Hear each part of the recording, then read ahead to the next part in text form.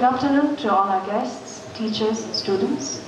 On behalf of the Department of International Relations, I take pleasure in inviting you all to the Foreign Policy Lecture on Driving Foreign Policy, a viable pan-regional alternative to China's Maritime Silk Route, Brick and Road Initiative, to be delivered by Vice Admiral Pradeep Chauhan. I would like to invite our esteemed speaker, Vice Admiral Pradeep Chauhan, and our Honorable Vice Chancellor, Professor T.P. Subba, to take their place at the dais.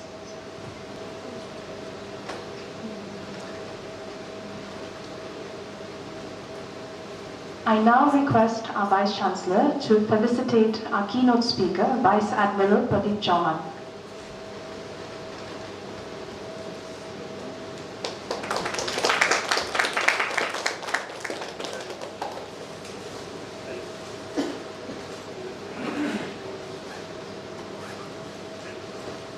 I also request Dr. Manish, Head of the Department of International Relations, to felicitate our Vice Chancellor.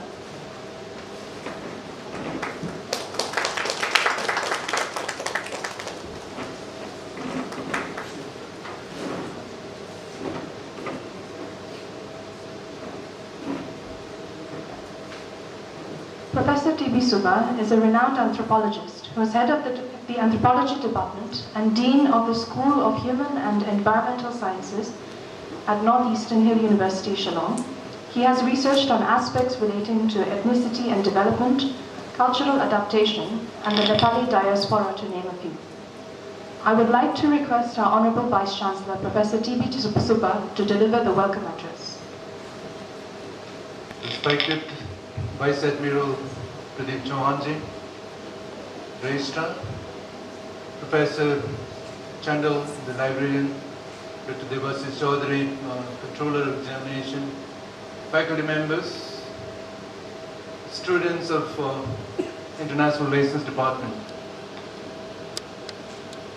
It's my pleasure to welcome Vice Admiral Pradeep Chauhan to our university and to request him to deliver this extremely topical and interesting topic this afternoon.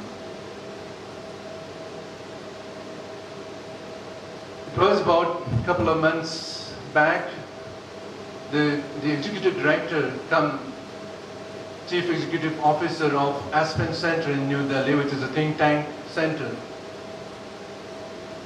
contacted me and showed interest to sponsor well-known professionals to come and speak to our students and faculty members at SU. And her name is Kiran Pasricha. Some of you may have met her.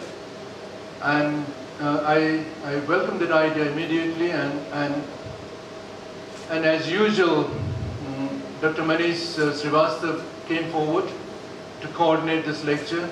I'm really thankful to him and to his colleagues in the Department of International Relations for having organized this afternoon's lecture by Vice Admiral Pradeep Chauhan. As you all know, this might be the last program that Dr. Manish is organizing, but we'll always remember him for bringing some of the best speakers to our university and giving our scholars and students to interact with them, to know from them and to share their views with them.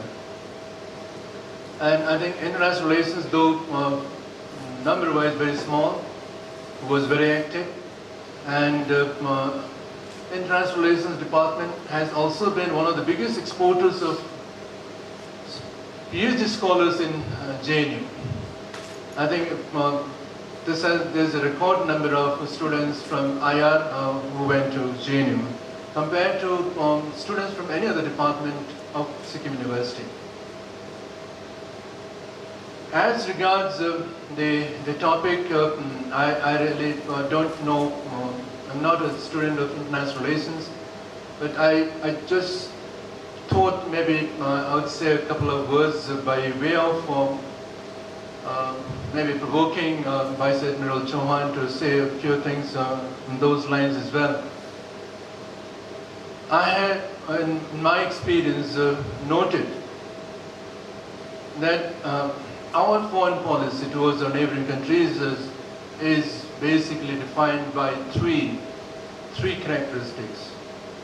One is our foreign policy is overly security driven. I think security issues become the most important issues, and economy gets a back seat.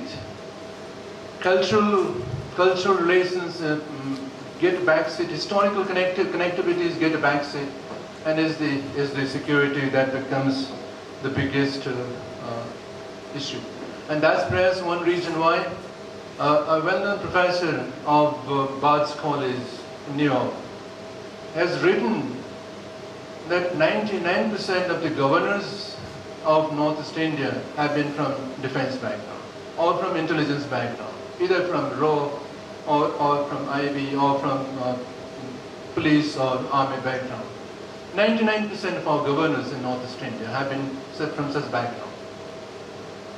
The other characteristic of our foreign policy is, I think we are very insensitive towards our neighboring countries. We have shown our insensitivity several times towards our neighboring countries, and even to use the word insensitive is, I think, is very mild in the context of some cases where we have even proven to be inhuman, such as the economic blockade during the time of Rajiv Gandhi and recently during the time of the present Prime Minister to Nepal. Economic blockade which was, and even medicines were not allowed to be sent across the border, which is, I think, highly inhuman, insensitive foreign policy. Finally, I think the third characteristic of our foreign policy, in my understanding, is that we are highly inconsistent. We, as a country, we encourage democratic transition, democratic movement in Nepal and Sikkim. Sikkim became a part of India through a democratic process, which was engineered and also initiated by the government of India, and so is the case in Nepal. But India completely kept itself away from democratizing Myanmar. It accepted junta rule in Myanmar as a partner, and it also did not encourage at all. And even those who wanted to democratize Bhutan were also prevented from doing it.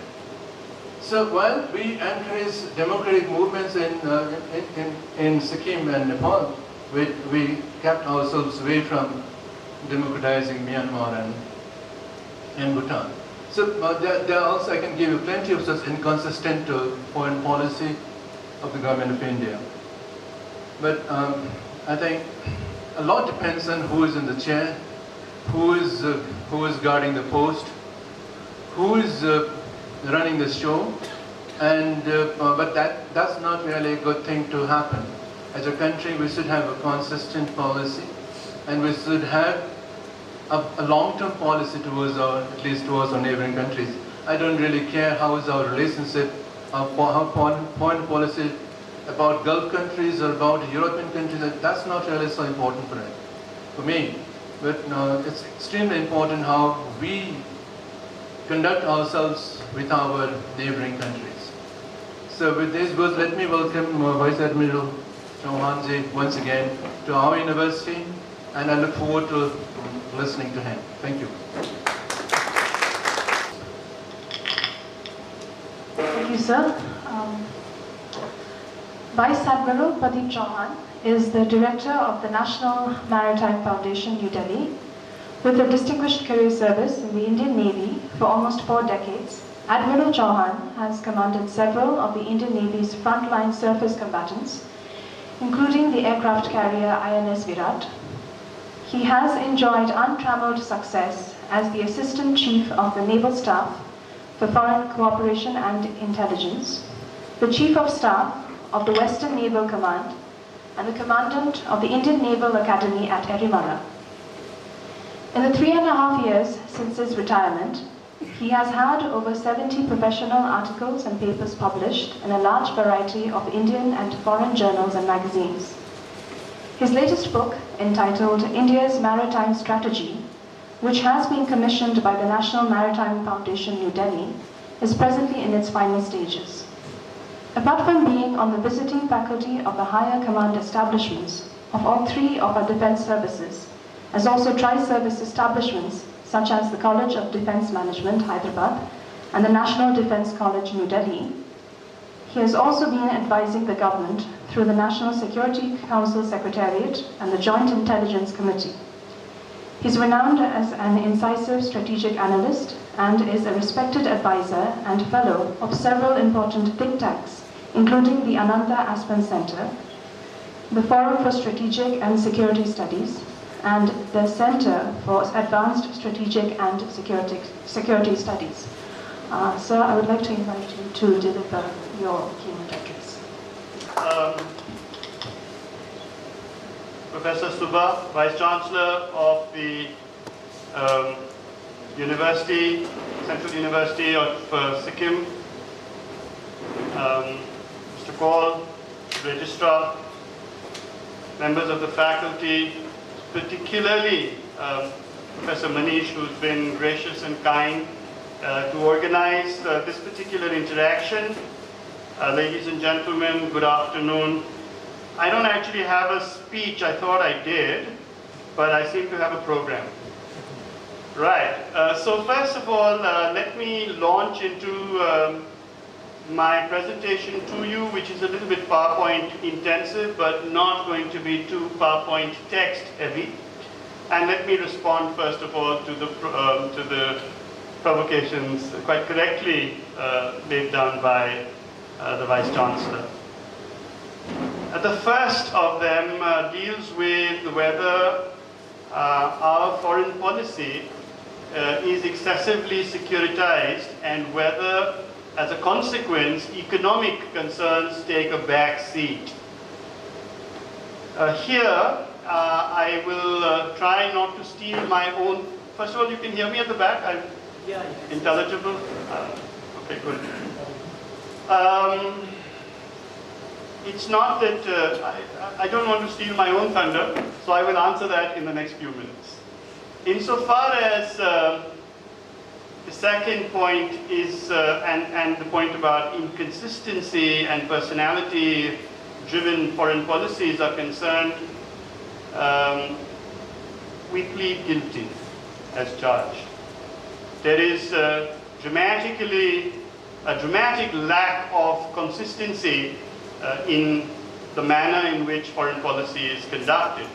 However, at the very outset and before I start, and I'd better finish with the preliminaries right here, I want to tell you that foreign policy has only two instruments. The first of these instruments is diplomacy, and the second of these instruments is the military. There are no other instruments by which foreign policy is executed. Within this, it is a common myth that diplomacy is the alternative to the application of the military. This is rubbish. Diplomacy as frequently operates in order to prepare the application of military. That means it is used as frequently to prepare for conflict as it is used to prevent conflict. Conversely, the military exists primarily along the following structures or paradigms or trajectories. First, we try for dissuasion. Militaries exist to dissuade nations from doing bad things to our nation. The second is deterrence, if dissuasion fails, and therefore it becomes necessary to distinguish between the two. For example, we try to dissuade Pakistan from acquiring nuclear weapons. Then we didn't succeed. We failed. Then we will deter Pakistan from using those nuclear weapons. So that really, in a nutshell, is the difference between dissuasion and deterrence. Dissuasion seeks to discourage the acquisition of means. Deterrence seeks to discourage the utilization of those means should they have been acquired. The third is that you engage in preventive actions. For example, let me move away from the highfalutin area of Pakistan and its nuclear capability to a more mundane area which affects our economy more directly, and that is piracy in the Gulf of Aden and the state of Bab el-Mandeb in that area. We're trying to tell pirates, Somalis, Somali fishermen, hi, why don't you remain a fisherman? This is a great opportunity, great job. And we say, oh, so how do we do that? We tell the guy, don't become a pirate. Life is hard and life is short. And how do we do that? We send manifestations, visible manifestations of a nation's power. It's military. In this case, it's Navy because armies tend to be poor at doing things at sea. It didn't work, and we say, oh, okay, so you became a pirate. Bad luck. But now we won't allow you to successfully engage in a piratical act. So we will deter you from the enactment of a piratical act. And we say, oh, we couldn't deter you. You did. You did launch upon a piratical act, and now we will therefore prevent that act from succeeding. That's preventive action. Then we find that despite our best efforts, you did carry out a piratical act and it is successful. Okay? Then we will go into curative action and try and cure the situation. And if we cannot cure the situation, we will go into punitive action and then punish either that individual or others like that individual, either now or at some time proximate to now, and either there, wherever the occurrence took place, or in some location proximate to that location. So therefore, all militaries and all diplomacy functions along exactly these lines. Dissuasive, deterrent, preventive, curative, punitive. And with that, if you'll allow me, I will launch into the more formal presentation, and I'm going to say the magic word called next. That would be very kind and gracious. Thank you. I'm honored that you should want to see it. Okay, from time to time, is it okay for me to leave the podium and walk about and pretend that I'm Cicero? Probably. No, it's on, but hello. Anyway, yes? If we're going to have to talk about foreign policy, and this talk is about foreign policy, doesn't matter. I will come back to the podium from time to time. Then we need to understand, you can see the screen from where you're sitting, the text is readable? Yeah? Ma'am? At the back? If it's not, I suggest you move up here and we can see you more closely. And if you can see the text, requisites for success of a foreign policy is first of all that you must be able to attain cognitive coherence at all levels. Our situation and our experience is that cognitive coherence is sought to be achieved at universities and temples of higher learning like this one, but cognitive coherence does not proceed much further, and it doesn't proceed far enough in the universities either. The second is that you must recognize that when we are talking about the Indo-Pacific, we are talking about a predominantly maritime domain. And therefore, sitting in Sikkim, which is about as far away as you can get from the sea,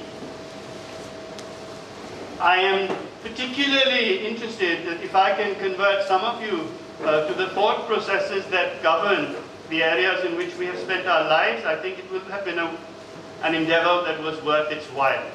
The third is that we must choose as a country between a proactive regional maritime policy or one that is simply reactive to other major players in the region, particularly China.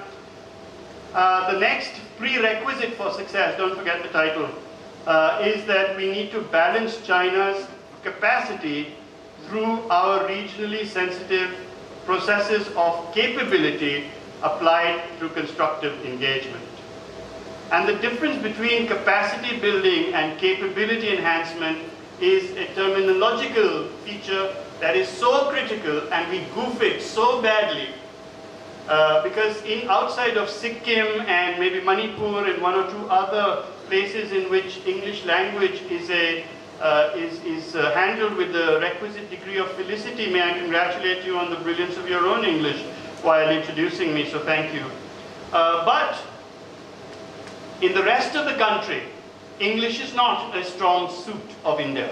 No other language is a strong suit of India either. Because in how many languages have you not heard somebody or the other say, "Wo dena, wo kya naam hai tera?" You ever analyze the sentence, "Wo dena, wo kya naam hai tera"? I mean, you know, as an example of precise use of the language, I think there are few things that will be able to match the idiocy of this statement. And yet, we do it in every language, and something or the other in India happens. Except that what happens may not be what you wanted to happen, the guy who made it happen may not be the guy you wanted to make happen, and so on and so forth. So terminological exactitude is not some esoteric thing that will get you marks or lose you marks in an exam. It will lose India foreign policy coherence or gain India foreign policy coherence, and therefore it is crucial to understand the difference between terms, and I will dwell upon this a bit later. Can we go to the next slide, please? And therefore, let me start with cognitive coherence next. Now, I am aware that I'm talking to an extremely well-informed audience, and very often you will think that I'm teaching grandma how to suck eggs out here. But I'm not. And if I am, then I will beg your indulgence and forgiveness for my temerity. Next. Yeah, that's good. We're stopping there. Thank you. So the first part is this whole business of answering the Vice Chancellor's comments, which I said I will address. When we talk about strategic geography, the term geo, when we say geostrategy, the term geo, or we say geopolitics, the term geo refers to our strategic geography, which is all regions are artificial constructs. There's no real thing like IndoPacific. There's no real place like Sikkim. Human beings decided that this should be Sikkim, that should be India. This is the Indo-Pacific, and consequently, the degree of permanence that we attach to these needs to be tempered by the fact that these are somewhat less permanent features than we tend to think. So when we talk about a region, and we say that, you know, this represents our the core spatial as opposed to temporal, the core spatial assumptions that govern or underpin India's grand strategy. Next. So insofar as the Indo-Pacific is concerned, it's unique in that we are witnessing a rise for the first time of a number of Asian powers simultaneously. First, next. First we have, of course, India. That's good. And then you get no marks for guessing that the next one is China. But then to our northwest, you have next Iran, which is jostling for its own place in the sun, and which has somewhat summarily been dismissed by the Vice Chancellor. To our northeast, we have Japan. Next. There you go. Which is also rising once again, with some jerks in between. And next to her, we have the rise of South Korea, which is seeking its own place in the sun. And next, and not to forget the 10 countries that constitute ASEAN. Next, please. And this rise is creating maritime connectivities between these two oceanic expanses that have been placed in hiatus by history, which is relatively small in nature, about 500 or 600 years ago. This is the natural state of the Indo-Pacific. It is only that because, suppose Vasco da Gama had not come into India, we would have been speaking Arabic. I dare say you would speak better Arabic than I would, but nevertheless, it is only at that interregnum that we have been interrupted. Otherwise, this is the natural state of India's interface with the Pacific and the Pacific's interface with India. Now, in the current day and age, the enormous energy resources of the Indian Ocean and the demand for those resources in the Pacific Ocean And the enormous manufacturing potential of the Pacific Ocean and the demand for that manufacturing in the Indian Ocean is indeed creating these connectivities next. And so, our concept, since I've already told you it's a man-made construct, our concept of the Indo-Pacific is that it incorporates all littoral states of West Asia, Africa's east coast, and at least two critical African west coast littorals, Nigeria and Angola, both of which supply major sources of oil to us. It goes right across the Indian Ocean in its entirety. It envelops Southeast Asia, namely ASEAN, and it stretches into the Western Pacific to include the littorals of East and Northeast Asia, including North and South Korea, Japan and China, and it even reaches across Australia and New Zealand into the sprawl of Southern Pacific island nations, Fiji, Tuvalu, Vanuatu, etc., etc. And there are good reasons why we are there. And they're not just good reasons because we want to help the economies of those countries alone. Remember, we operate our foreign policy on largely on the principle of realism. And therefore, we operate through our version or our vision of enlightened self-interest. Next. So therefore, I'm going to put to you my own, this is intellectual property right number one, my own formulation that geopolitics is actually reducible to a simple equation. Geopolitics is equal to geoeconomics plus the geostrategy that you need for those geoeconomic goals, plus the geostrategy you need for non-economic goals, plus the interpersonal relations between the leaderships in your area of interest. For example, India currently has a prime minister who has introduced a factor which we might call huggability. Prime Minister Modi hugs anybody, anybody. In fact, he hugs pretty much everybody.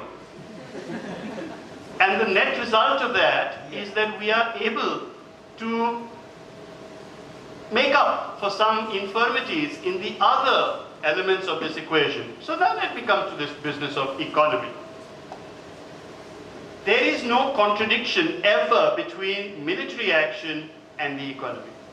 Security and the economy. It has always been about the economy. Always. In pre-recorded history, and even in countries whose historiography, like India's, is sketchy. But nevertheless, it's always about the economy. If the unit of economic exchange was land, we fought over land. If the unit is something else, multinational agencies, we'll fight about that. If it's about money as in currency, we'll fight about that. Nations compete on economics. They do not compete on ideologies, because ideologies are themselves functions of economics. Whether the communist ideology is correct one or not is okay. You can have views, but the fact that the communist ideology is basically an economic ideology cannot be contested. So too Adam Smith, so too some blue economy, so too the brown economy, so too the economy of Fiji, so too Delhi. It's always about the economy. Geopolitics cannot be sensibly separated into different silos, saying this is geopolitics, this part is economics, here is strategy. If you do this, you will come to where India has come now, subject quite correctly to the Vice Chancellor's somewhat accurate, although scathing criticism, that we don't seem to have a foreign policy that is consistent, because we insist. If you go to Delhi and you talk to the ORF, they will insist on talking about economics as if it was divorced. And my talk to you today is to try and show you that where we come to the Belt and Road Initiative, where people are saying, oh, can't we dance, can't we do the tango such that we just gain the economic advantage without handling the problems of the strategy? It betrays fundamental confusion in mind. This is my first premise. Next. So when we come to the geostrategy, after all, strategy, how does a strategy differ from a plan? All plans will tell you how. A strategy, in addition, will tell you why. That's the real difference. And when this is applied across geographies, then it becomes geostrategy. Our concept of geostrategy next is actually derived from Senior Captain Xu Qi of China, who says that geostrategy is a country's effort in the world arena to exploit its geographic location and use geographic orientation to pursue and safeguard its national interests. What does that mean? Next, it means that every nation has two components to its geostrategy. One is a fixed component. It's called geography. Next, for example, we are India. We're the land of magic. We can do anything. We can make ropes stand up. We can make strange students pass. We can do all kinds of things. But we cannot change geography. If we could, we would take Pakistan and put it in central Texas. But we can't. We have to deal with Pakistan, China, etc., where they are, because we ourselves have to deal with us where we are. Geography. But next, there's another component. This is a variable component. It's called geographic orientation, otherwise known as our country's strategic culture. And this derives from next history and scholarship. And it's one of those words which we spout a lot. We say scholarship. We don't want to actually do scholarship. There's only one four-letter word we hate more than the ones that you're thinking of, and that is work. We're not good to work.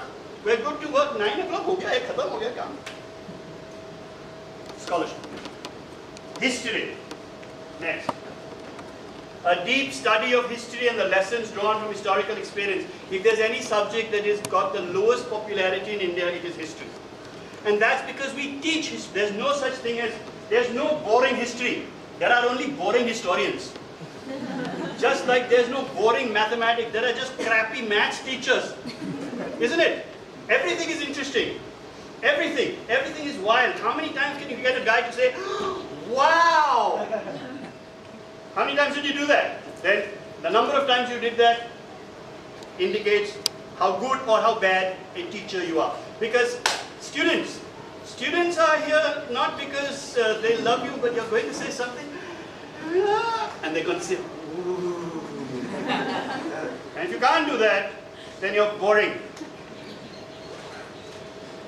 Next, the ability to identify and differentiate between an interest, a threat, a risk. What are these terms? For example, the Indian Army has many people who come on television who can make their mustaches quiver with indignation at will. He's talking to you about the weather, and then you say, okay, General, now. And why isn't India cognizant of its threats? Why isn't the government telling us what our threats are? Why? And yet, let me tell you the difference between an interest and a threat. Phone, you got a phone. Costa, can I borrow your phone for a minute? It's really important for me. I'm sorry, VC, I'm sorry that I have to make this call, but I actually don't need this call. I'm going to leave this phone here and say, okay guys, chai. And then Costa is going to say, excuse me, can I get my phone back? Yes? Or he's going to say, never mind, sir, you keep it. Never mind, put it in your bag, my bag, somebody's bag. Some behavioral change will occur in Costa, right? Yes, no? What do you think? And yet, of the 25 or 35 people who are in this room right now, nobody is saying, zara phone rakh ke do. So that is the difference between a threat and an interest. An interest will need to be preserved, protected, pursued, irrespective of whether there is a threat point or not. His phone represents an interest. Even if there is no threat on it, he will seek to preserve it, to protect it, to promote it. It's an interest. Never should you forget this. It's a foundational error that India made in its formulation of foreign policy. Next. So, let me end this part by saying that, security. Please remember that security is not military security. Security is a holistic term which incorporates many facets. Economic security, food security. There are a number of them laid down by the United Nations Development Program. And Olaf Palme, the late, laid down a number of these, and you would do well to remember that when people say, oh, okay, now we have this think tank and we've got a section on security, oh, military wala nahi hai. you are probably doing another foundational mistake. Similarly, maritime is not the same as a navy or a coast guard. For example, the size and prowess of the Indian merchant marine is a function of India's maritime power. It has nothing to do with the navy. For example, the number of ports that we have, the intermodal connectivity between these ports, how many hinterland areas do they feed? Major reason for maritime power, but no navy. The maritime bent of our people. If our people cannot understand, cannot remember their geography, if you cannot close your eyes and visualize it, because don't do this because you won't open them again. If you can't visualize, then you are not a maritime power. You may well be a naval power. Maritime power, you're not. Next. Now, when we talk about India and its foreign policy, you must remember there are two Indias. By the end of 2018, both these Indias will be of equal size. We have a land area of 3.2 million square kilometers, and in the end of 2018, when our continental shelf is finally submitted for approval by the United Nations, we will have another India. A sea-going India, a maritime India, Pani wali India. Same area. So next, our central challenge will be how do we achieve the right balance between these two? Which India should Sikkim worry about? Should Sikkim, by virtue of its geographical location, simply worry about what's happening in Natula? Is that right? Or should we harness the energies of our people across India for both? And try and find out what's the best balance that we can achieve. I have yet to read a PhD thesis or one paper which talks about this and says, how should we balance this? They talk about it. Sometimes they say, we're a continental power, we're a maritime power. These are stuff that you read on the American internet. But the fact that this is applicable to India by virtue of the preceding slide which said that 3.22, 3.2487 or 874, 3.2 million square kilometers on both sides. How to balance? Should we build a new mountain strike course? Should we invest in fishing? What should we do? Next. The second is that you must understand that the Indo-Pacific is a quintessential maritime domain. Next. Take a look at the map. Now, this map represents to India, it should represent to India's security establishment, the one that was so correctly or wrongly pilloried just now. Is this, that if you meet the Indian Navy, for example, we have a deep and abiding respect for every Indian Army officer. Because every Indian Army officer, irrespective of his age, his stage, his career, his rank, his station, his appointment, every Army officer knows his terrain. But therefore, India should know its terrain, but its terrain is not limited to some defilade or some core sector or some div sector or the Black Cat division or some rubbish like that. Our terrain is this. And yet, I dare say, there are hardly anybody who is able to, offhand, just tell me one thing. Who's our most proximate enemy? Pakistan, sir. Okay. Can you name the ports of Pakistan from east to west? Or from west to east, which one do you want to go? West to east. And you can't say Jivani, Gwaldar, Pasni, Ormana, Sonmiani Bay, Karachi, Mohammed bin Qasim, KT Bandar, finished. Next. Who's after Pakistan? We can't say. We say, Pandav कितने थे? 5. कौन थे? एक युधिष्ठिर था, एक भीम था, एक और था, और एक का नाम है भूल. This is our state. What foreign policy should we derive? When our people, which people? The people who live in Delhi.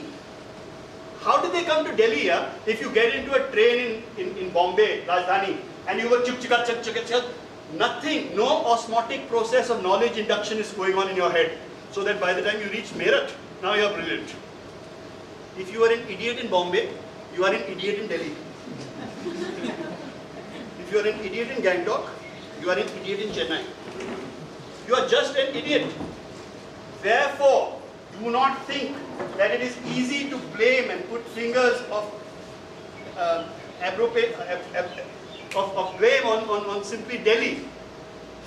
Those 3 fingers pointing back at you, what about those? Because those Delhi walas have come from here. Wherever here is, not necessarily Gangtok, but somewhere here. And they were buffoons then, and they are buffoons now. You want a foreign policy to succeed? Remember, these are prerequisites. Next.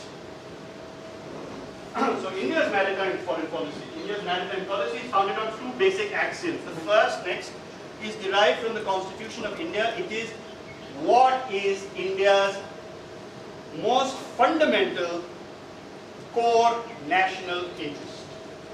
Next, it is to assure the economic, the material, and the societal well-being of the people of India. I challenge you to find me a more basic definition of our core national interest. That it is the economic, the material, and societal well-being of the people of India. Now, societal includes all the ways in which society is structured, all the stuff you learn in pol science, all the stuff you don't learn in pol science, all that Baba Ramdev and whether you like Honeypreet Singh or not, all that is part and parcel of societal structure. So I'm not talking about social structures, but I'm talking about societal ones. Next, the second foundation, next, is that India wishes to use the seas for her own purposes while simultaneously preventing other people from using them in ways that are to India's disadvantage.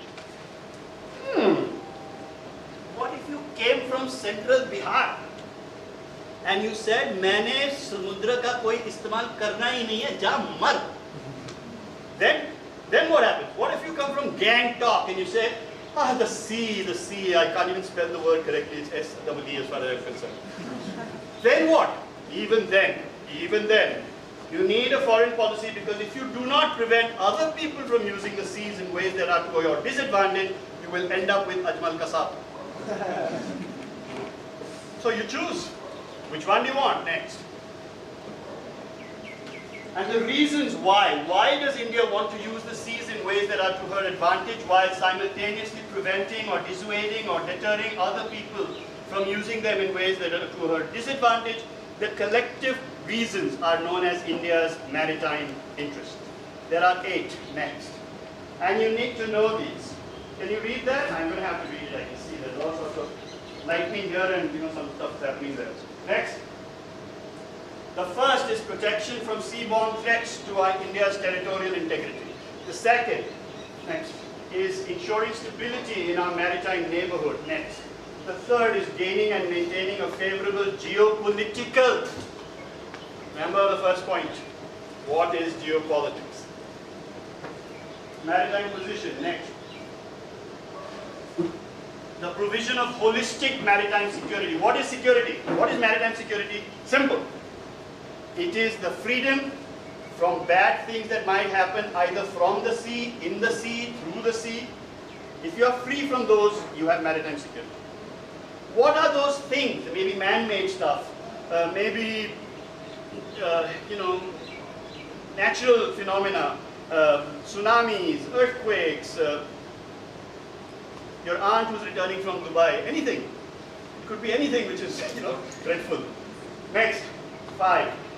The promotion, the protection, and the safety of our overseas and our coastal seaborne trade, and our sea lines of communication, including the ports that constitute the nodes for the trade. Next. The promotion and protection of our maritime resources inside our exclusive economic zone, which extends all the way to 200 nautical miles, or beyond that. Next. The provision and support and provision of extrication options to our diaspora. We have a huge diaspora, although the word diaspora is specific to the Israeli diaspora or the Jewish diaspora, but it has now become generic enough for us to borrow it. Indians are not good at finding a new word. Much better at borrowing it. Next. And last but not the least, support to marine scientific research, including that in Antarctica. And excuse me, you're supposed to be awake and you're supposed to say, yeah, where did Antarctica come from? How the hell is Antarctica a security interest of India? Okay guys, Antarctica is a security interest of India not because Antarctica holds the largest possible potential resource of oil. Not because it is the largest potential storehouse of minerals. Not because it's the largest storehouse of energy by way of krill.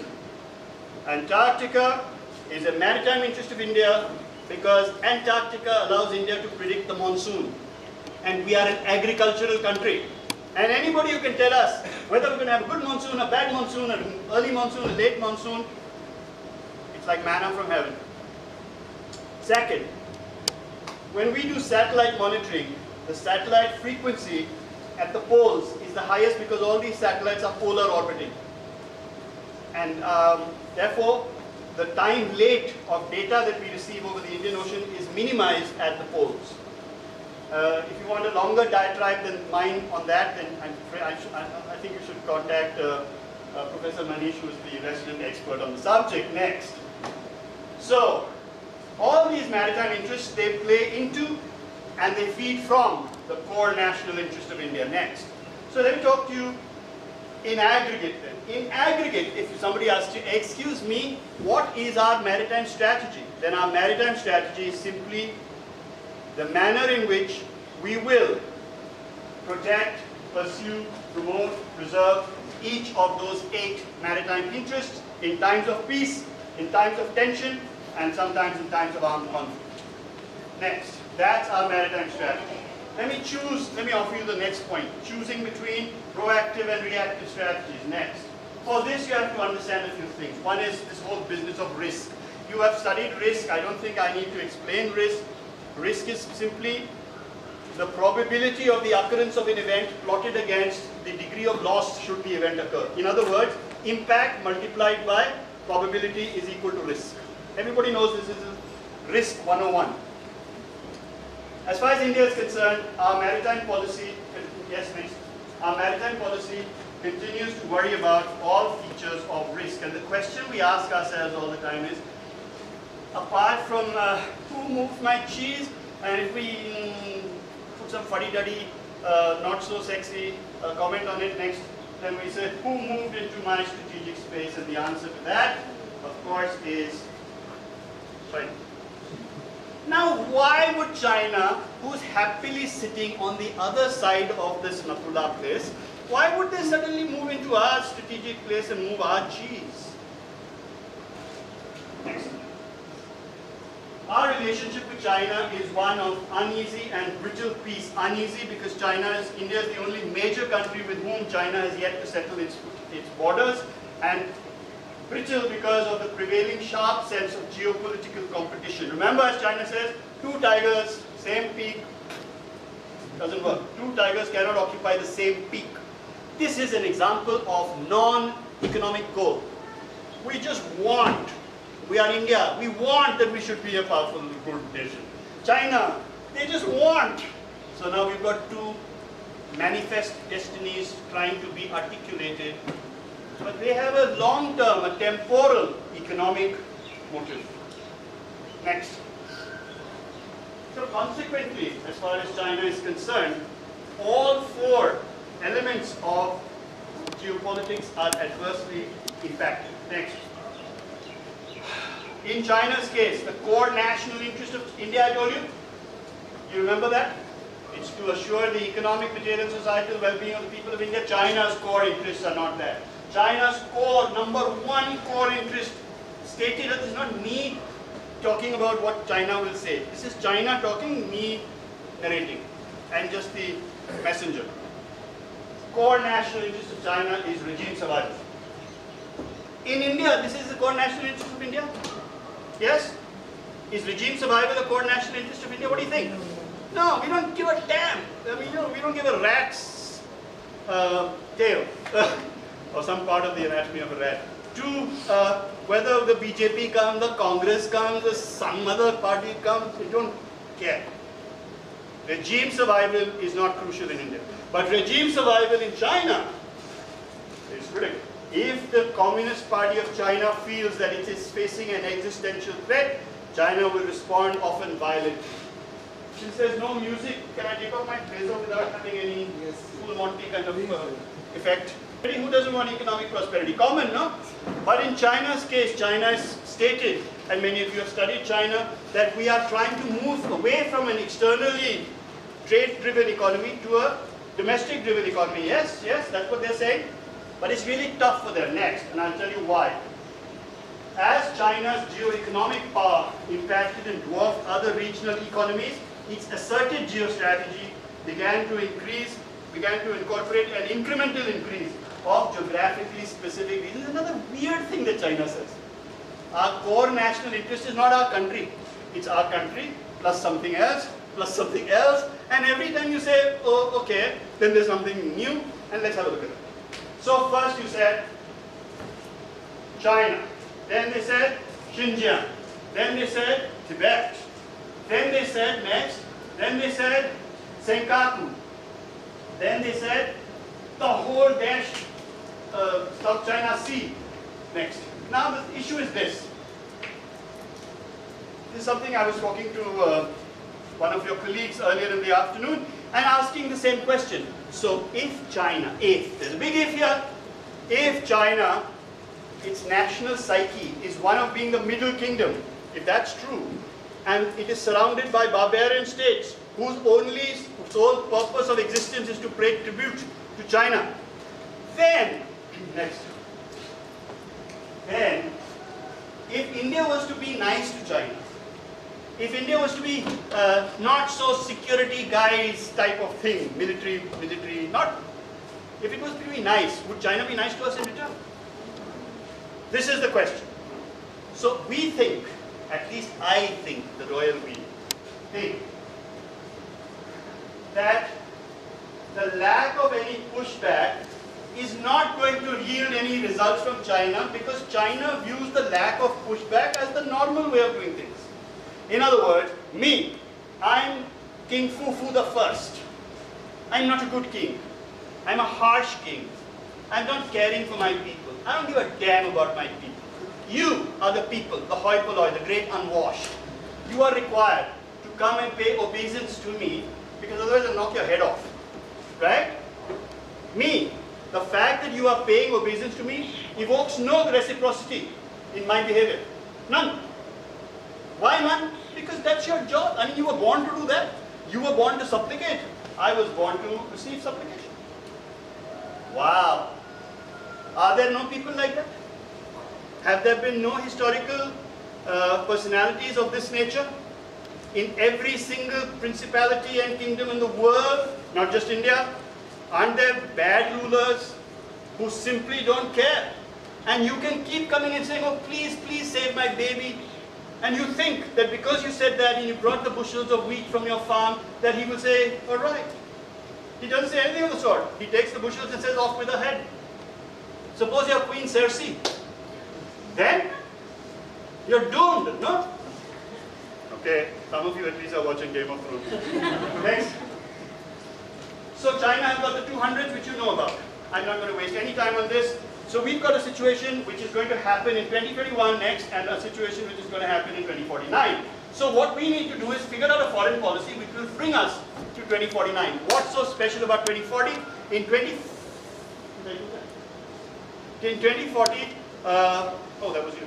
So in 2040, India's real economy is going to reach about $11.5 trillion. And that's China's current real economy. 11.2, 11.4, something like that, $trillion. So we need to figure out what should our position in the world be at that time. That represents the first step of our foreign policy, and then there will be a 10-year gap to move, 2050. What are we going to be doing? How are we going to be playing? Next. So, I told you about this economic thing about China. China's ability to shift from an export-driven economy to a consumption-driven economy is tough. Why is it tough? It's tough because when you say the word China, you are actually in your head saying the word Han China. Now, if you look at this brown part of the map, can you see the map? Yeah? All this brown part is where the Han Chinese stay. Why do they stay there? Because, next, that represents the 15-inch isohyet. What's an isohyet? Anybody? No? An isohyet is a line joining places of equal rainfall. And you need 15 inches of rainfall to sustain an agricultural economy. And this is the 15-inch isohyet in China. This is Han. So when the Chinese say, Han, please proceed from here and go to Tibet, Nobody's happy. The Tibetans are not happy, India is not happy, the Han Chinese are not happy. It's a lose-lose situation all the way. Next, if you look at the per capita income based on the maps here, just showing you isohydrograms like that. Okay? All this stuff in blue represents areas in which the per capita income of China is between 15 and 50% higher than the mean. All the parts which are here in these unhappy colors, 20 to 50% below the mean. So China, to move her economy to one where there will be consumption across the length and breadth of the country is zero possibility. Because there's no earning capacity, no buying capacity, no purchasing power. Next. So therefore, ladies and gentlemen, China's dependence upon external trade remains massive. Let's look at a map. Let's look at a table. Next. Here's this table. This table shows the trade to GDP ratio. Trade to GDP ratio is known as our openness index. This is not trade, okay? It's not services plus merchandise. This table is only merchandise trade, only goods. Now, let's assume it's the year 1980. You wouldn't even call me, and if you came and called me, I wouldn't show you this slide because our trade to GDP ratio was 12.7%. It didn't matter, yeah. Trade and we grew up like that. This front row and stage, we grew up like that, thinking India's whole economy works internally, yeah. But in between that period of 1980 and 2016, we have a decadal average of trade to GDP ratio of India exceeding 1/3, 37%. Now, something that happens to your trade affects your cost of tur dal. It affects the cost of your sari. It affects the cost of anything else. All those designer labels, bad luck, baby, forget it. Because we simply neglected trade. What about China? If you think our situation is bad, look at this. Now, let's look at common stuff. Hey, excuse me, this China-India fascination is one slide. You're playing statistical tricks on us. And we do not like you. So, we think that every island nation will have a greater dependence upon the sea. Yes, no, yes, yes. Yes? Not so. Look at Japan. No, don't like Japan. You think Japan's too small. Like Japan, let's look at a big island nation, Australia. What about India? This is only because we have had 4 years of global slowdown. 1, 2, 3, and the current. Look at the ones before that. So we would be sitting at 43% of trade, of GDP, 43% of GDP, merchandise trade alone. Add services into this, you go near 50. And yet, we sit here in all these central universities and all these other universities and all these think tanks, and we are tanking, we are not thinking. Next. In some cases in China, yeah, geo-economic trade can be achieved over land. Let's say, give you an example next. For example, Russian oil can move overland, and gas moves overland, and minerals move overland, and Russia has therefore, China has become Russia's #1 trading partner, removing Germany from that particular position. Yes, Mongolia, yeah, next. Mongolia provides coking coal, steaming coal, high quality coal. China is the largest producer of coal on the planet. India is the second largest producer of coal on the planet. India is the largest importer of coal on the planet. China is the second largest importer. Why? Excuse me, I got so much coal. Kya kar rahe ho tum? Bevkoof. We want to tell them. Then they said, tum bevkoof nahi. And we said, hum to hai. Tum kyun banna chahte ho? And then, because we don't understand Mandarin more than this, we can't answer it. Now, very quickly, you have coal, it's in the north. You have consumption, it's in the south. Where's your consumption? Here. Here. This. Where's your production? There. In China's own case, somewhere here. So you have choices. What should I do? What should I do? What should I do? Is it cheaper for me?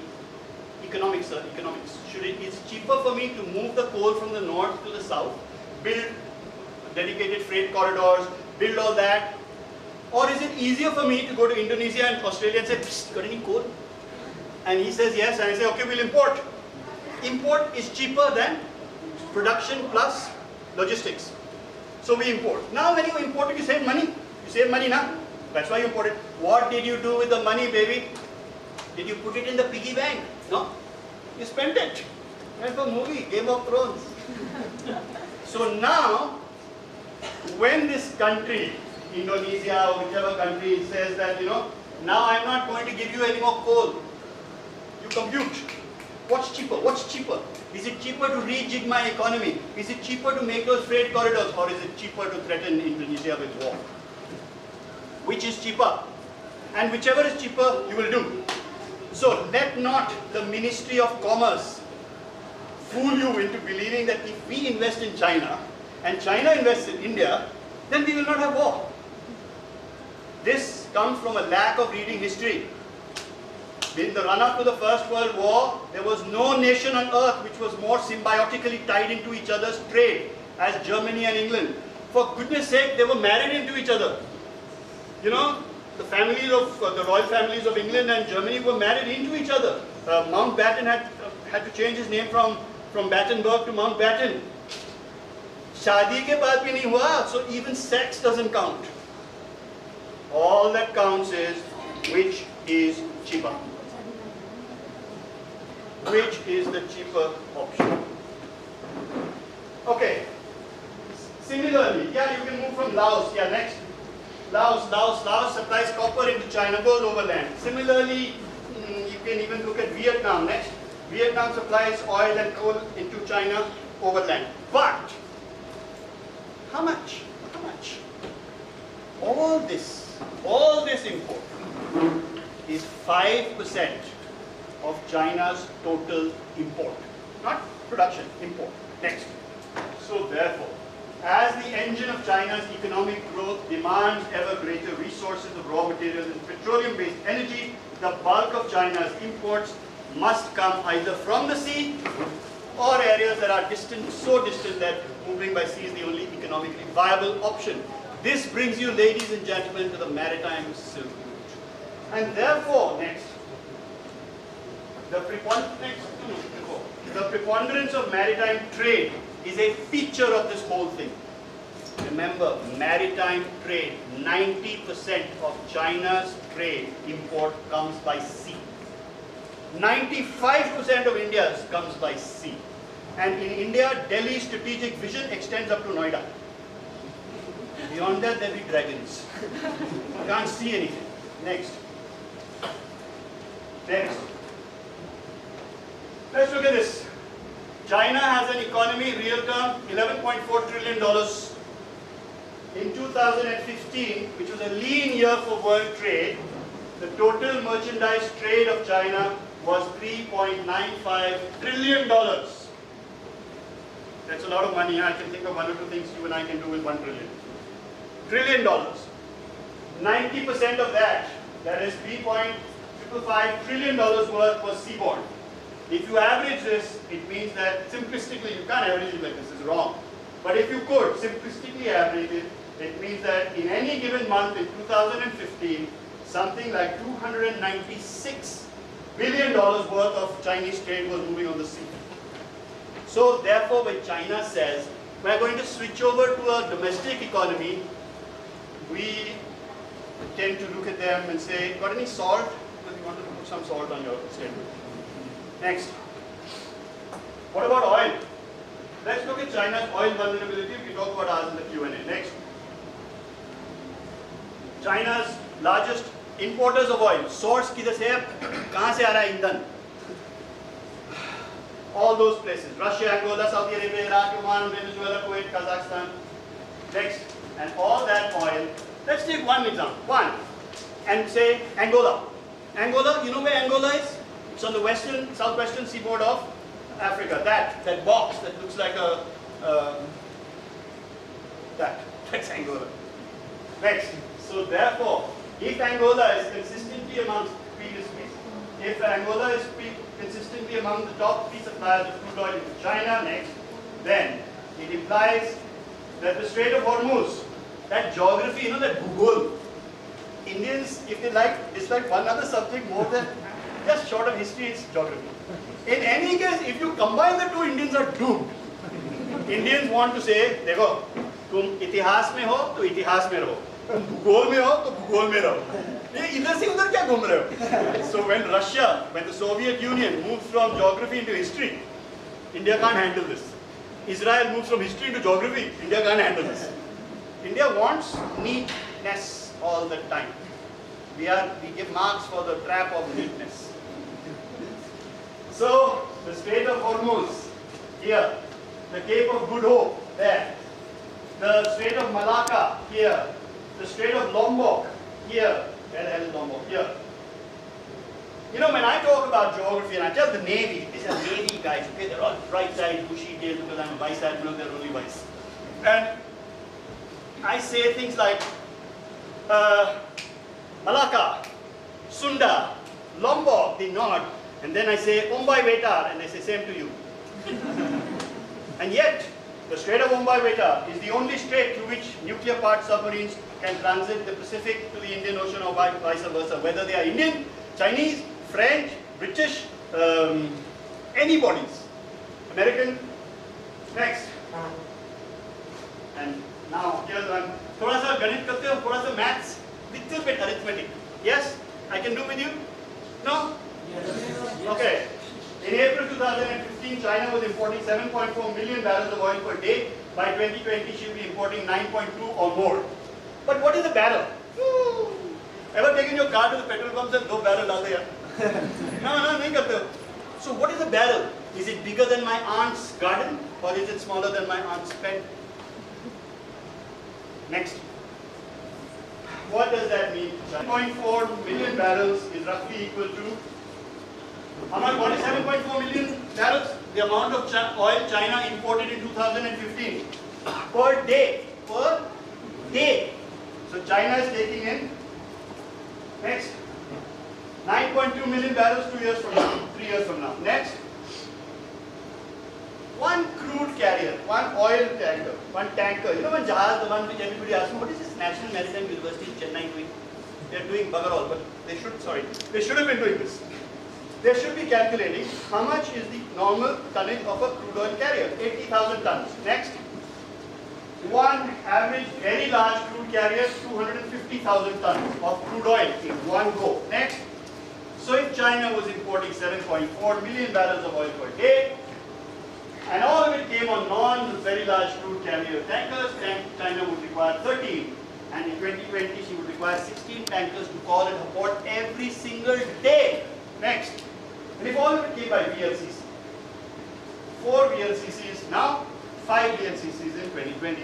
Next. So here's a screen grab that we have. I'll come to later. So what are China's mitigating strategies? How do you handle this? Next. Let me tell you, the guy says, "ठीक है यार, जहाज नहीं है तो by rail, by train." Haven't you heard Minister Gadkari telling you that we have a dedicated freight corridor, and in that dedicated freight corridor, 600 trains can move in a day. It's true. It's very impressive. Now let's go. One VLCC carries 250,000 tons. One railway wagon carries between 25 and 50 metric tons. Number of wagons required for offloading one VLCC, 5,000 wagons. Ganit, arithmetic. One goods train carries 50 wagons or 40 wagons. Let's say 50 wagons because we want to be kind. Number of high capacity trains required for one VLCC, 100 trains. China requires how many? 7 tankers per day. Arey Mia, you will never go and leave. There will be no train. All the trains are just used for carrying coal, oil. And so when the minister says 600 trains, sounds okay, but they are not all carrying oil. And the number of trains carrying oil are, we can't manage. So we cannot move oil, and China cannot move oil by train. What does that mean?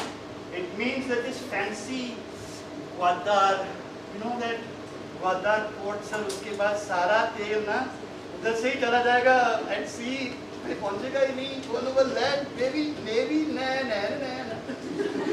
Then we asked him, have you any maths at all in your whole setup?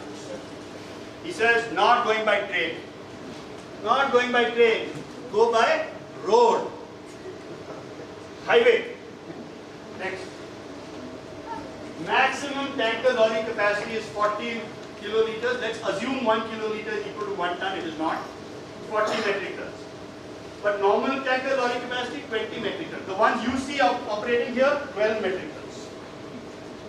Number of tanker lorries required to move 250,000 tons of cargo is either 6,000 or 12,000 lorries. Forget about going by train home. You will never get to the station because the roads are clogged with this. Therefore, all these are dumb ideas. Oil is not going to be moved along the CEPC. It's not going to happen. It can't happen. Other things can, but no oil. Next. What about pipelines?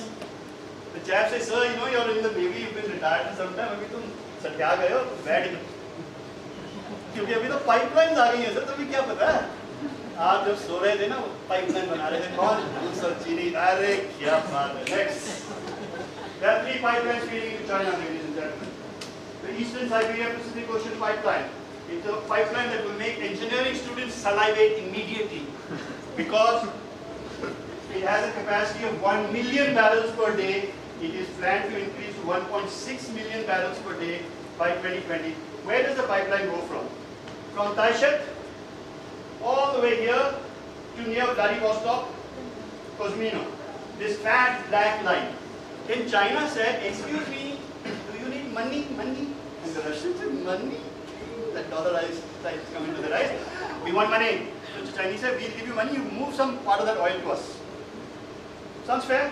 So now, from Skobordino to Daching is a pipeline running. This pipeline carries 600,000 barrels. That carried 1 million. Clear? It will increase. It's currently carrying 300,000. It will increase to 600,000, right? Double. But China's demand will also go up, as I told you, from 7.4 million barrels per day to 9.2 million barrels per day. Therefore, this pipeline in 2020 will account for 6.5% of Chinese oil imports. Next, pipeline going from Kazakhstan to China. In this particular pipeline, which moves from Atirao to Alashankou in Xinjiang province, only 400,000 barrels of oil per day, not yet achieved. Yeah. Indians, what about Indians? Indians have no idea the difference between oil pipeline, gas pipeline, it's all the same. Pipeline hai na, pani bhej denge. Gas pipelines are not the same as oil pipelines, oil viscosity is not the same as gas viscosity, therefore the movement of economics in one case does not equal to the economics of the other. 5.4% of China's imports and 4.3% will come in 2020 by this pipeline. Next, only one more pipeline left. That's the Made Island from Myanmar to Kunming. This is a gas and oil pipeline next to each other, not come. It accounts for 440,000 barrels per day. In 2020, it will account for 4.8%. 5%, let's say, yeah. What is 1.2% between us? 5% of each pipeline. Total 3 into 5. How much? 15%. Next. So therefore, ladies and gentlemen, even when everything is hunky-dory, China will still need to import 85% of our oil by sea. Next. And therefore, China plays a strategic game. Therefore, next. And her game is like this. Next. Never mind all that. One is, everybody's heard of this, the string of pearls. China has never once, not even once, articulated that we have anything like a string of pearls. This is some lieutenant colonel of the US Air Force, Lieutenant Colonel person, picked up really Madison Avenue sounding phrase, picked up by Booz Allen Hamilton, Patak. But it works. Next.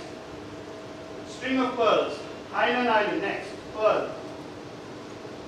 Next. Woody Island, Pearl, next. Mischief Reef, Fiery Cross Reef, Pearl, next. Sihanouk, Pearl, next. Batam Port, Malaysia, not Batam Port. In Malaysia, right now they are developing 3 ports. Of them, one is near Port Klang. Next. Australia. Australia में क्या Perth कर रहा है? Australia, wherever there is uranium, there is China. Wherever there is mining, there is China. But inside mining, wherever there is uranium, there is China. Do not be impressed by these Chinese who send you trinkets across from the Natula. The game is not on economics alone, it's on geoeconomics. Next. Where are we? Okay.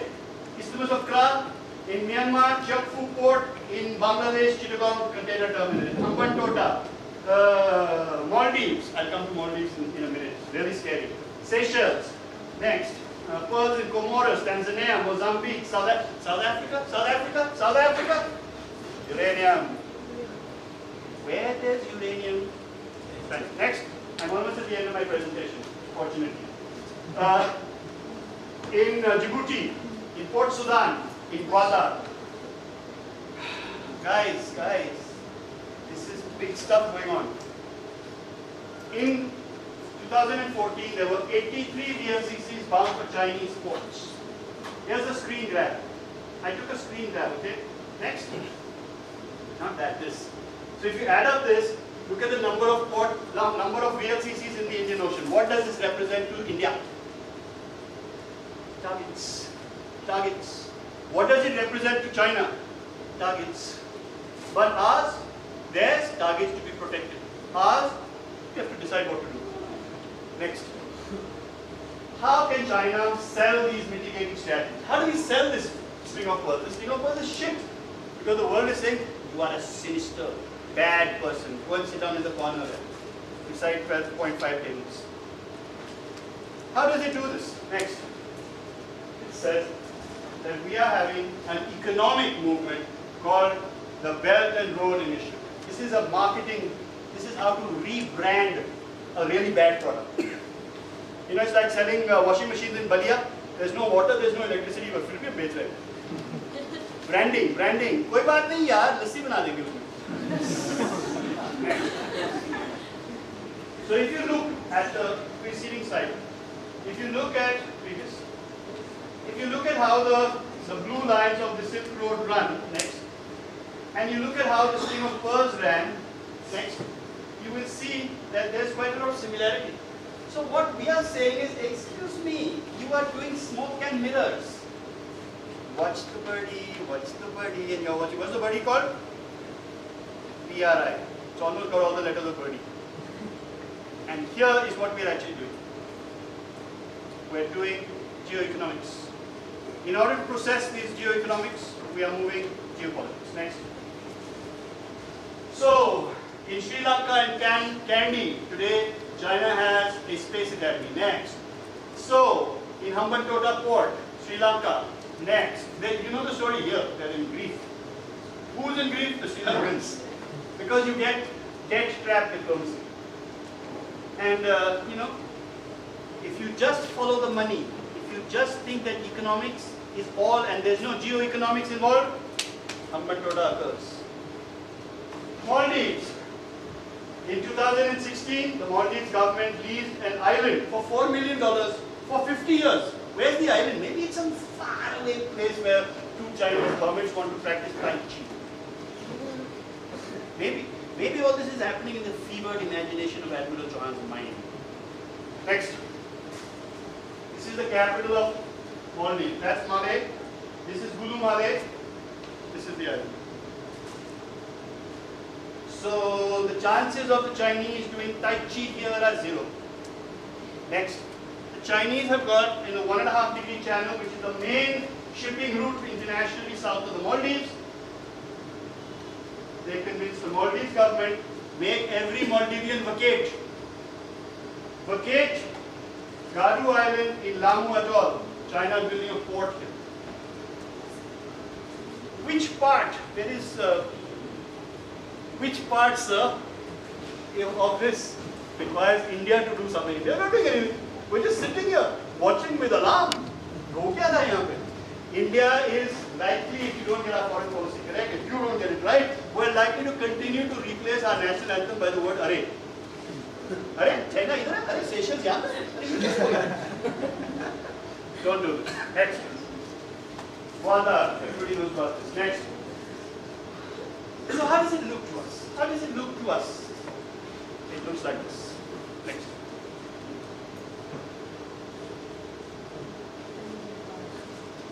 I hope that scares you. So the question is China plotting to surround India? The answer is an unequivocal no. Is India getting surrounded? Yes. So are we not familiar with the Chaku and Kharbuja wali story? If the Chaku hits the Kharbuja or the Kharbuja hits the Chaku, both times is bad for the Kharbuja. Who are we? Next.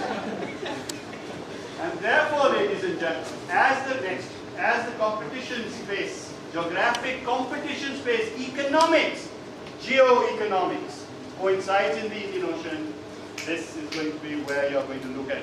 Doklam will come and Doklams will go. You want to see where the real moves are going on? It's here. It's here. But we can't get Delhi to look south of the Yamuna. That's why we come here, hoping that we get some allies. Next, remember? We go to the north. The north never forgets.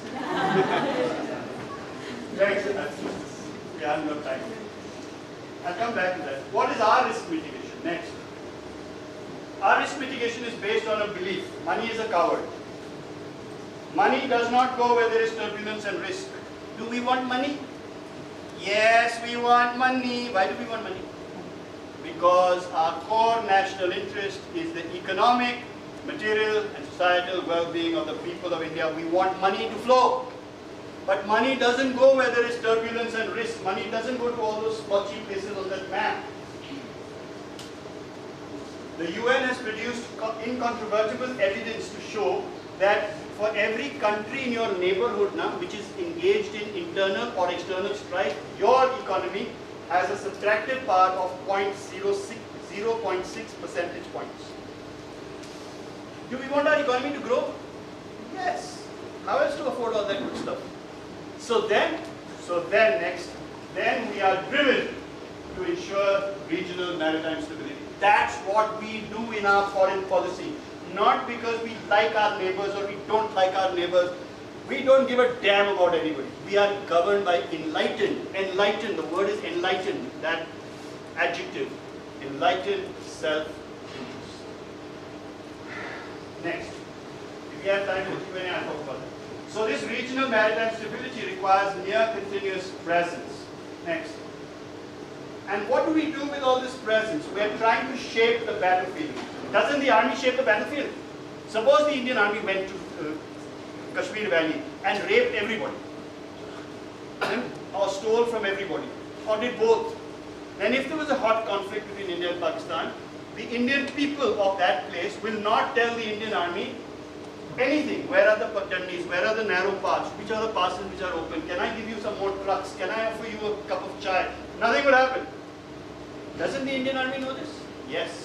This is why they shape that battlefield.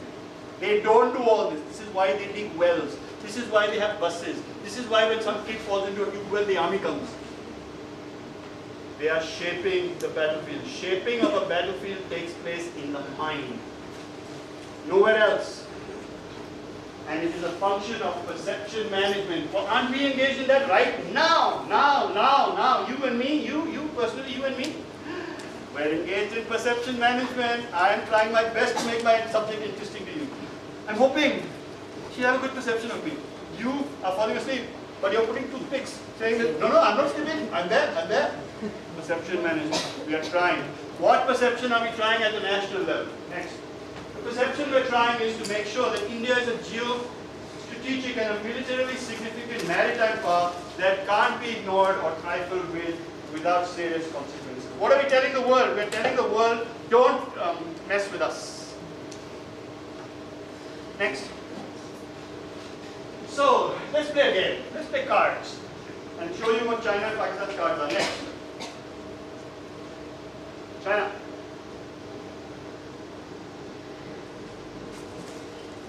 is the BRI, by the way, unfolding before your eyes.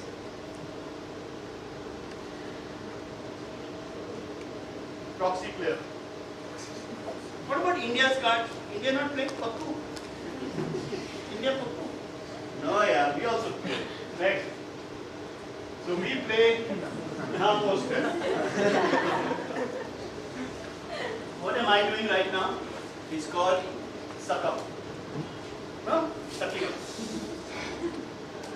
It's called a Pepsi, sir. Pepsi bottle पिया कभी? Pepsi यहाँ तक खत्म हो जाती है, फिर straw में ना खींचा नहीं जा रहा, फिर एक आवाज आती है. Sir, आप ही हो sir. आपकी छत्र छाया में हम जी रहे हैं. आपसे पहले यहाँ पे ना बिल्कुल वीरान जगह थी. आप चले जाओगे खंडर. That's what we are doing. Now, let's look at it. International North-South Transit Corridor. It's a good mnemonic. A. Any guesses? Asia-Africa Growth Corridor. Next. Project Mosam. Don't neglect Project Mosam. Project Mosam is very important because, as the Vice Chancellor pointed out, culture. How about using culture in your foreign policy? Isn't China doing that? Isn't it an avowed communist country which actually suppressed the Buddhist religion for many decades and now suddenly has discovered the beauty of Buddhism? What has happened to us here? We can't discover. So the Ministry of Culture is required to not believe that this is some biological culture or botanical culture. This is India's culture and therefore they must get up their butt and do something. But it is a policy. Next. O. Open seas and freedom of navigation. S. Sagar. Sagar is our gameplay inside the region. Next. So let's talk about India's plan. Next, India's cards.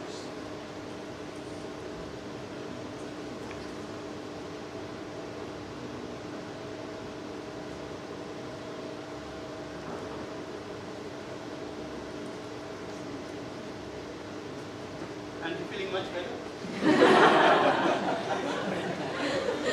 So far, you just wondering, क्या यार हम लोग तो ऐसे art film देखने गए थे. Suddenly, Rajinikanth इधर पे रखी. Next, North-South Transit Corridor. I hope you're familiar with this. You should be.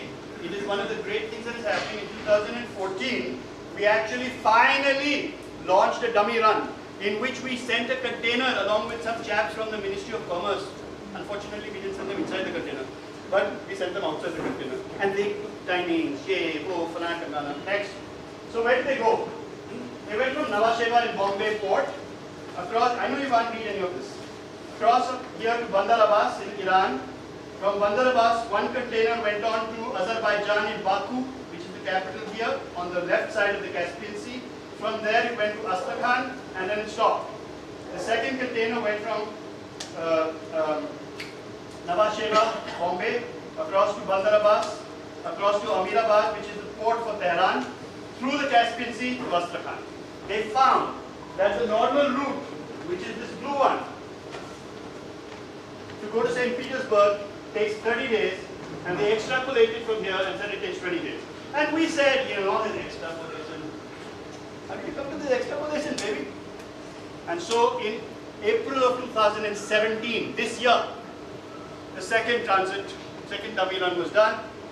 I haven't got the results exactly, but I'm told that the features are that it takes 20 days and it's significantly cheaper. Now, why is it cheaper? It depends, because it's cheaper.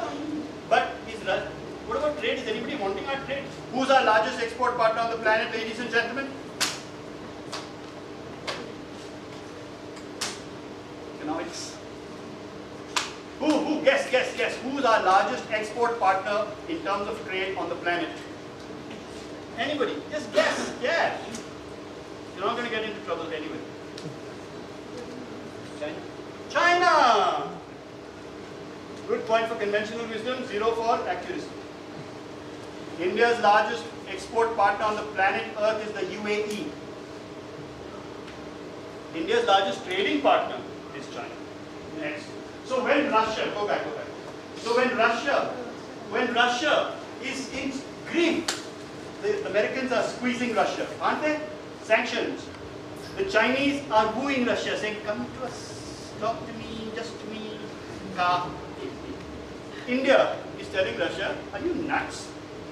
Don't you want to get to the warm waters of the Indian Ocean? And we, only we, can do this. So Russia has now completed the rail line, that PEC line, between Astrakhan and St. Petersburg. This is complete. Baku is complete. This whole line from Iran is complete. We are about to deal the Chinese a body blow. Why are we doing this? We are simply offering the region an alternative. Right now, all of you grew up reading the papers full of gloom and doom. Arnab Goswami, who has not had a heart attack for a long while now, is due for one. Next. What about the Asia-Africa growth corridor? Japan. Japan is the largest industrial nation which has the lowest food security. What is Japan doing for food? Apart from having sushi. How is it getting the damn sushi on the table? Come on guys, Japan specialists. Japan invests in farming in Mozambique. It buys farms. It gets Mozambican labor. It says, work the farm, thank you so much, we won't starve now, we are taking the money, taking the food. Ethical dilemma. GNU is not excited about it. GNU ko pata hi nahi. Therefore, all the shit is not hit the fan yet. So we are telling Japan, hey, very good idea here. Move from Japan here across to Africa, keep going via India. And Shinzo Abe and Prime Minister Narendra Modi have a fantastic relationship. They really do. And therefore, this is the second flower in the bouquet. Sagar, ages. Next. Okay, next. So now, the other three I already told you, Mosam, North South Transit Corridor I explained. Ages. M, Mosam. O, open seas, freedom of navigation. We want to be in love with the Americans want. Everybody is using the word freedom of navigation. Nobody knows what you mean by freedom of navigation. The Americans mean freedom of navigation for their warships. The Chinese mean freedom of navigation for merchant ships which are not belonging to any country they are not happy with. India, we just use the word. So our political guidance from Sagar is a concept. Our political body is IORA, the Indian Ocean Rim Association. But our instrument, IORA politicians can't actually do something. They have to, somebody has to execute. Next. That somebody is IONS, Indian Ocean Naval Symposium, the 21st century's first significant maritime security initiative in 2008. Next. It has collected together all 38 countries of the region, including the two interlopers, namely the United Kingdom, which is a failure because India doesn't actually recognize the UK's presence over Diego Garcia, the British Indian Ocean Territory, because we believe that you cannot make a nation partly independent. By the way, that's how Goa, Diu and all were taken back, because it said you can't make a nation bits and pieces independent. So, IONS. All these chiefs of navies, whether they have a navy or they have a paper book. What is a navy? In 1947, India was divided up into the newly independent states of India and Pakistan. And India got only 33 ships. 33 ships, and of them only 2, TWO2. 2 ships were able to leave Bombay Harbor. Everything else was some patrol boat, some minesweeper, grandmother's bathtub with an outboard motor, anything that could sail and fly a flag. Today, we are no longer in that stage. And now we are in a position to exercise leadership, but we are not able to convince our government that the instrument is there, the structure is there, the concept is there, the only person who is not there is you. And therefore, if we can get the government of India on board, which is what I am currently trying to do, which is why I have taken over this directorship, we will have an opportunity to present not only concepts, but actual political direction as well as executive functionaries. Next. So just like ASEAN has a conceptual structure, the ASEAN ADMM and ADMM Plus has the political structure. The Western Pacific Naval Symposium, like IONS, has the executive structure. Next. So last few slides. Please. Structures, international relations. Indian Ocean structures. 1945, Arab League. Between 1945 and 2017, they moved from 6 to 23. Next. Next. South Africa Development Council, 1980. No connection. They don't talk to each other. Next. 1988, Western Pacific Naval Symposium. No connection. हम अपने ही mail पे थी, तुमसे क्यों बात करते? वो कौन? And we are into कट्टी mode. नहीं बात करनी जब मर. Next. Now we start having incest. Okay? Inside the Arab League, you create the GCC. Next. And now IORA starts to stitch together the region. But can you see how many countries are outside it? IORA starts off saying, we don't want anything to do with security. We have followed the... Then they realize that security is intrinsic to geoeconomics. So now, security has moved to #1 position on the agenda of IORA. Next. IPSA, India, Brazil, South Africa connection. Next. And that, ladies and gentlemen, is IORA. So you can see the number of countries that are now included under a SIG. But this is not government. This is Navy. And the guy says, Navy kya kar rahi hai foreign policy mein? So we asked them, would you rather that we were in domestic policy? Which they said, to me, very keen. Next. So when IONS establishes, the sooner it establishes connectivities with WPNS, with IORA, and so sooner this connects next with the Shanghai Cooperation Organization, then we will have a structure for security at governmental level in the whole Indian Ocean, Indo-Pacific area, and we have concepts, and we have alternatives, and now we should be able to tell China, so what, baby, you are from? Next. Next. Next. And you can be accused of many things. You, me. You can say, what kind of navy are you? Your ships keep sinking, your submarine keeps blowing up, your aircraft keep falling out of the sky, your tanks keep... All that we will accept. One thing you cannot be excused for. If you have a failure of imagination, then you are doomed. Nothing can save you. So all other things are okay, but a failure of imagination, that... Next. I've come to the end of my presentation. Thank you very much for the breathless.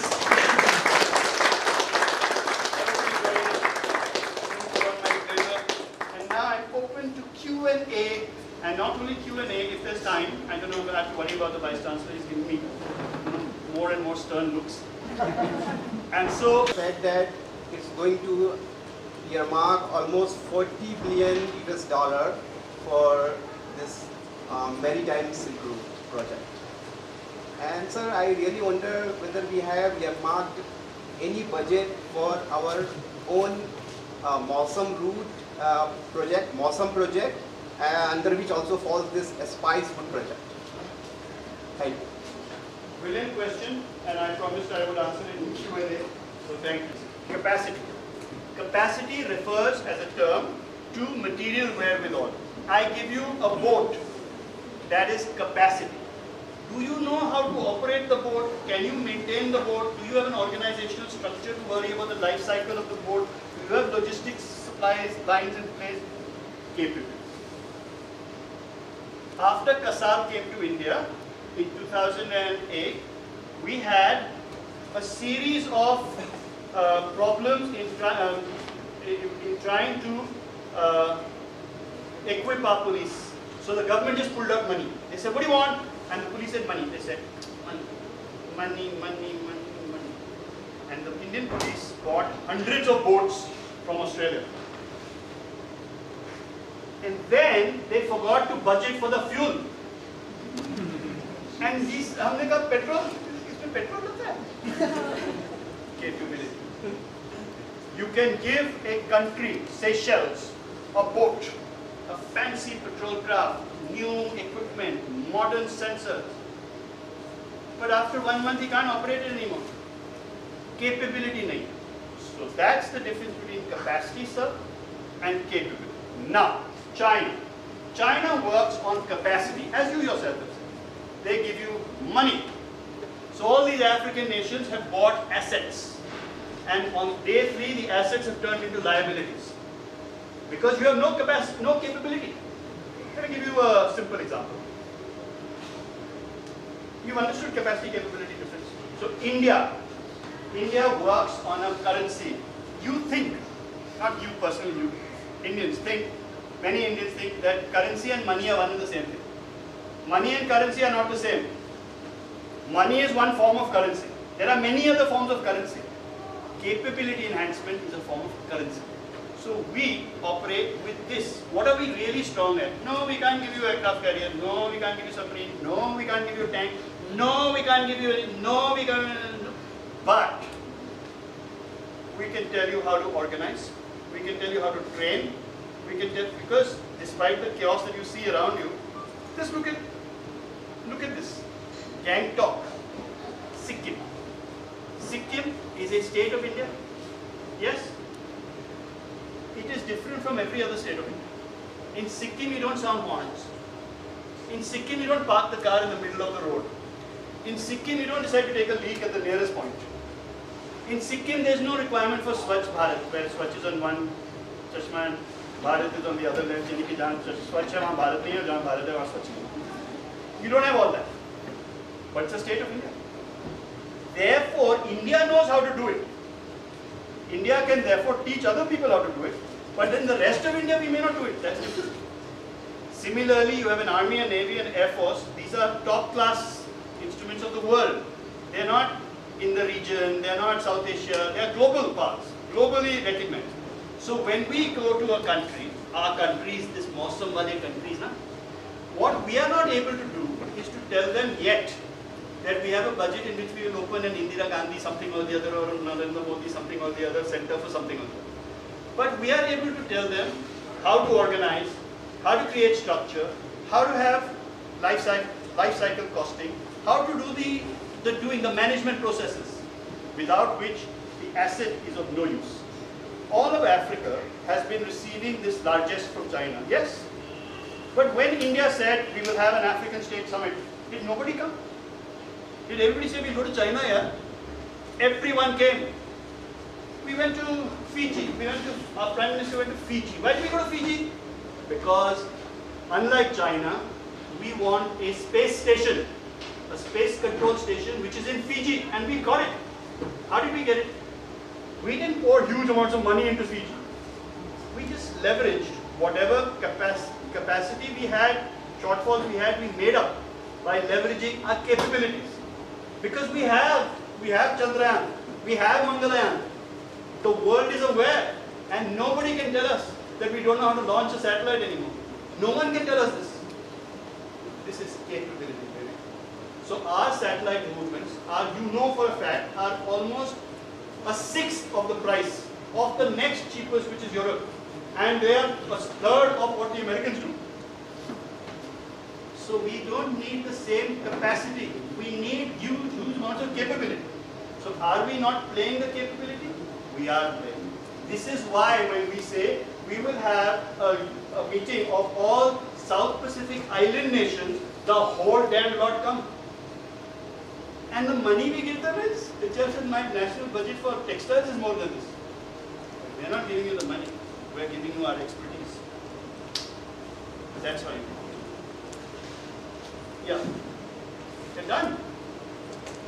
Okay, sir, I will take this opportunity to ask a supplementary question on this. In January this year, I read in this new Indian Express that Project Mausam falls under bad weather. Because of miscoordination, by different bodies of India, different government bodies. Like culture, Ministry of Culture is there, Archaeology, ESI is there, and National Museum is there, and some other bodies are there. What is my view? I agree. I have no view. I have no view different from yours. I have told you these are the flowers in this bouquet. If you don't know how to operate even one of those flowers, you will not have a bouquet. Finished. It is not that we will carry an incompetent nation forward. We will not. We will fail. But if we didn't have the flowers in the first place, even if we had competence, we could not do it. So, the Ministry of Culture was told, you are responsible for the progress of Mausam. It's a single point responsibility. But the Ministry of Culture must rise to that responsibility, or must say, "Hamari bas ki baat hi nahi hai." One of the two things. What would you like superior government to do? Should superior government start running each ministry? This is not possible. We tried that, and as it is, we got too much centralization. So, when we say India, it's not New Delhi that we are saying. We are saying India. In India, everybody is in India. Everybody counts. So when you get people who, why don't we have any pressure? Why does the New India Express manage to produce this article correctly? Because we don't have public policy formulation in India. Why don't we have that? Because in Delhi, our papers are not flooded with issue briefs coming from their various universities saying, I've got a brief, publish. If the Indian Express won't publish, somebody else will publish. But in the absence of that, with what moral ground should we stand up and say, Ministry of Culture, you did nothing? What about the country? So when the Prime Minister talks to India, very often you find, Prime Minister is addressing the nation, Prime Minister is present, nation is absent. And if that is the case, then I'm afraid all organizations, sir, is only circles and lines and squares on a piece of paper. All PERT charts, all performance evaluation review tasking charts, all PERT charts rest on one premise, that the worker will work. If the worker doesn't work, this is all toilet paper. Well, bakwas. Therefore, sir, every organization, every university, every MPhil grouping, every MPhD group, every MA group, every bunch of students who comes to us and the National Maritime Foundation or CLAWS or CAPS or ITSA or the 1,000,001 think tanks that there are, where is their product so that we can create public policy? That's required. So that is the plea, that is the reason why I come here. I have not come here because I need to either apologize for or make you feel good about government. I've come here to say that we need your help. And without your help, we are exactly where you say we are. Exactly. Because there is no one pressing this case. That's well.